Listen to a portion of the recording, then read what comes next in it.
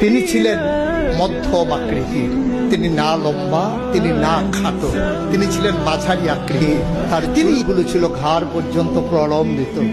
তিনি কখনো বা চুলের মাঝে যখন তৈল দিয়ে আঁচড়াতেন, কোকড়ানো চুলগুলো যখন ঢেউ খেলতো, অবাক বিস্ময়ে সাহাবারা তাকিয়ে দেখতেন, মনে হতো মৃদুমন্দ ঢেউ দেখা যায়।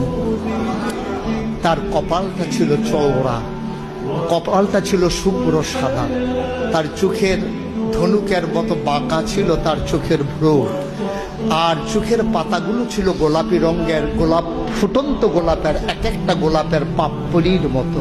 তিনি কখনো বা যখন একটু চোখের পলক ফেলতেন, চোখের পাতাটা যখন নড়ে উঠত, অবাক বিস্ময়ে মানুষ তাকিয়ে দেখত, মনে হতো মৃদুমন্দ বাতাসে যেন ফুটন্ত গোলাপের এক একটা গোলাপ পাপড়ি মনে হয় যেন দোল খাচ্ছে। তার চোখের সাদা অংশ ছিল রক্তিমাভ সাদা, কালো অংশ ছিল তার কৃষ্ণ কালো। তার নাকটা ছিল খাড়া, নাকের ছিদ্রগুলো ছিল ছোট ছোট, ঠোঁটগুলো ছিল তার গোলাপি রঙের। তিনি কখনো বা যখন মুচকি হাসতেন, ঠোঁট দুটো যখন একটু ফাঁক হতো, অবাক বিস্ময়ে মানুষ তাকিয়ে দেখত, মনে হতো কোথাও যেন বিজলি চমকিয়েছে।